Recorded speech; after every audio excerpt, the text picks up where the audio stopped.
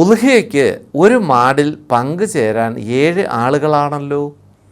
എന്നാൽ കുടുംബത്തിലെ 6 ആളിൻ്റെ കൂടെ പുറത്തുള്ള ഒരാളെ കൂടി ചേർക്കുന്നതിൽ കുഴപ്പമുണ്ടോ? ഇപ്പോൾ ആടാണെങ്കിൽ ഒരാളാണ് അത് നിയ്യത്ത് ചെയ്ത് കൊടുക്കേണ്ടത്.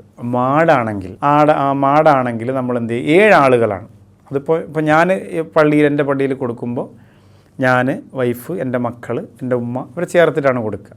എല്ലാ വർഷവും അങ്ങനെ തന്നെയാണ്. കൊടുക്കുന്ന സമയത്ത് നമ്മൾ അങ്ങനെ ഒരു നിയ്യത്താണ് ചെയ്യുക.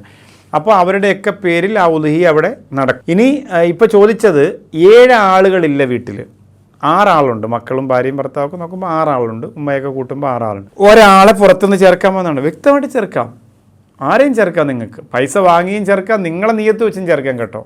ഞങ്ങൾ ഉദ്ഹിയ കൊടുക്കുന്നുണ്ട്, അതിൽ 6 ഷെയർ ഉണ്ട്.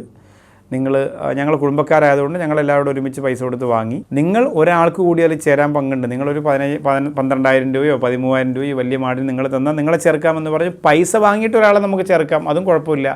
ഇനി അതല്ലാതെ നമ്മുടെ കുടുംബത്തിൽ തന്നെ പെട്ട മറ്റ് താമസിക്കുന്ന ഒരാൾ, നമ്മുടെ ജ്യേഷ്ഠൻ്റെ കുടുംബത്തിലോ അനുജൻ്റെ കുടുംബത്തിലോ നാത്തൂൻ്റെ കുടുംബത്തിലോ ഒക്കെ ഉള്ള ഒരാളെ കൂടി പൈസ ഒന്നും വാങ്ങുന്നില്ല, അങ്ങനെ ചേർക്കാം, നമ്മളെ കൂടെ ചേർന്നു എന്ന് പറഞ്ഞ് അദ്ദേഹം നിയ്യത്ത് ചെയ്ത് ചേർക്കുന്നതിലും തെറ്റില്ല.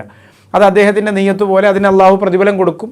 അദ്ദേഹം യഥാർത്ഥത്തിൽ ഒരു ഉദ്ഹിയ കൊടുക്കുന്ന മനുഷ്യൻ ഈ കൂടെ ചേരുമ്പോൾ പൈസ നിർബന്ധമായി കൊടുക്കും. കാരണം അതിൻ്റെ പ്രതിഫലം അദ്ദേഹത്തിന് കിട്ടണമല്ലോ, അതാണ്. അപ്പോൾ തീർച്ചയായിട്ടും അങ്ങനെ അണിചേർന്ന് 6 ആളിന് ഒരാളെ പുറത്തുനിന്ന് ചേർത്ത്, 5 ആളിന് 2 ആളെ പുറത്തുനിന്ന് ചേർത്തൊക്കെ നമുക്ക് ഉദ്ഹിയ കൊടുക്കാവുന്നതാണ്. ഉദ്ഹിയയെക്കുറിച്ച് നബി സല്ലല്ലാഹു അലൈഹി വസല്ലമ തങ്ങൾ പറഞ്ഞത്, അതിൻ്റെ രക്തം ഭൂമിയിൽ വീഴുന്നതിന് മുമ്പ് തന്നെ അള്ളാഹുവിൻ്റെ മുന്നിൽ അത് കബൂലാകുന്നു എന്നാണ്. എന്ന് പറഞ്ഞാൽ അത്ര പ്രതിഫലം അതിനുണ്ട് എന്നാണ് സാരം. പടച്ചവൻ അനുഗ്രഹിക്കട്ടെ.